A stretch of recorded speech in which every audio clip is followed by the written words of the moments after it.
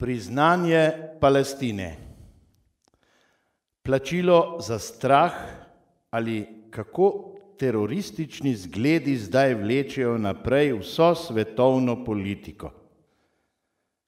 Priznanju Palestine velike večine zahodnih držav je v zadnjem času eno največjih političnih presenečenj.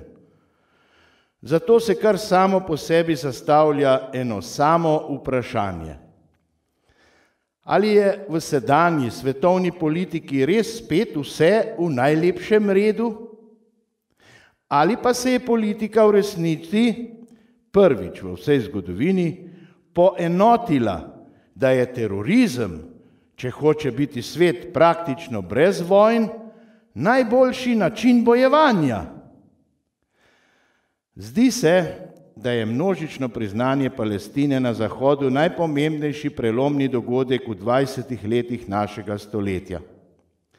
Zato, ker je bilo to priznanje Palestine bolj kot večina priznanj pred njim, bolj ali manj skupna svetovna politična obsodba izraelskega skrajno desnega nacionalizma. Ta humana obsodba pa je menda na široko odprla pot pozitivnemu in demokratičnemu reševanju praktično vseh največjih svetovnih političnih problemov. Zahod je torej opravil svojo domačo nalogo iz demokracije. Opravil je tudi svojo humano politično dolžnost. S tem pa je odprl pot k reševanju najhujših sporov s pogovori in dogovori, ne pa z grožnjami in vojno. Odprl je pot pogovorom o vsem, kar danes ločuje ali razdružuje človeško skupnost na različnih delih sveta, še zlasti pa v politiki Organizacije združenih narodov. Ta organizacija bo imela poslej veliko večjo avtoriteto, zaradi česar bo prejemala tudi veliko več finančnih sredstev in tudi druge pomoči. Postala bo v bistvu vrhovna oblast sodobne civilizacije, celotnega sedanjega, izrazito marksistično-antifašističnega, antinacionalističnega, multikulturnega in predvsem globalistično razmišljujočega sveta. Pa se kljub vsemu temu kar samo po sebi zastavlja veliko vprašanj. Prvo med njimi pa zadeva etiko sedanje svetovne politike. Ali je bilo morda tudi to zahodno množično priznanje Palestine, kljub temu, da še ni bila razpuščena njena teroristična organizacija Hamas, ki noče izpustiti izraelskih talcev, predvsem rezultat uspešnega islamskega političnega terorizma. Ta terorizem, kot nekaj pozitivnega, je postal vse bolj legalen in tudi legitimen v celotni svetovni politiki.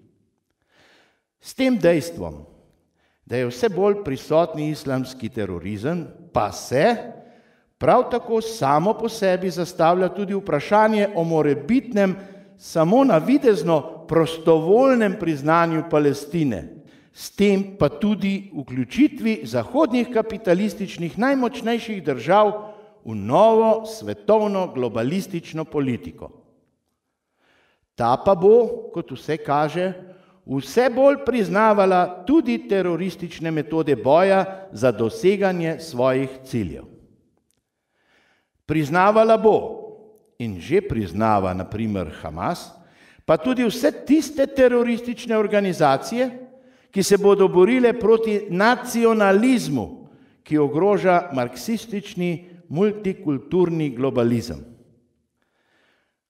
Kot pa je vidno iz vseh pomembnih sej OZN-ja, že nekaj desetletij vodi svet vsaj troje novih totalitarnih politik. Kar dvoje od njih je skrajno levih, komunističnih. Poleg močnega islamizma vojaško povezanega s terorističnim načinom bojevanja ter ukazovanja domu in svetu, je nova svetovna velesila še komunistična odprta družba. Ta deluje kot internacionalni, skrajno levi, propagandni, politični, internacionalni, novi, lažni humanizem na čelu s Sorosovimi nevladnimi organizacijami, v resnici z bančnimi multinacionalkami, ki obvladujejo skoraj vse zahodne in tudi številne druge univerze in medije.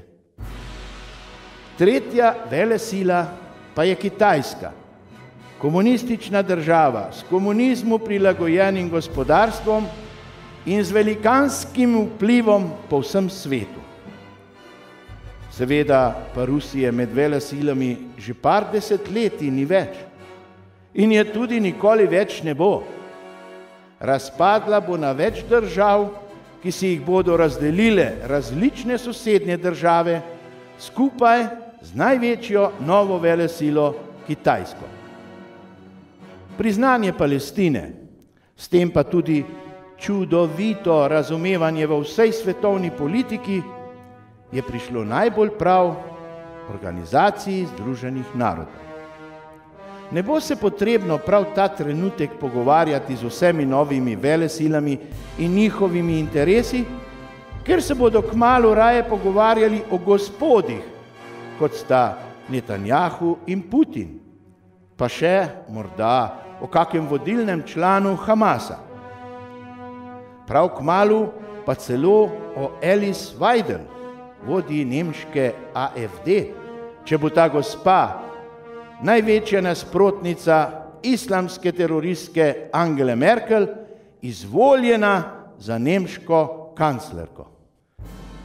Bojimo se lahko, da je in bo v svetovni politiki res nekako tako, vsaj odkar svetovna politika, večinoma leva, od ZDA izsiljuje priznanje Palestine. Predvsem zaradi tega, ker je ta svetovna politika dosegla priznanje Palestine tudi strani skoraj celotnega Zahoda. V medijih je veliko govora tudi o tem, da bo postavila svetovna levica pred zid predsednika Združenih držav Amerike. Nekako si ga bo vzela za talca, potem ko mu je zagrozila z objavo posnetkov, seveda nedovoljenih, iz njegove intimne preteklosti, preteklosti enega glavnih zahodnih playboyov. V tem primeru bo konec zahodne demokracije.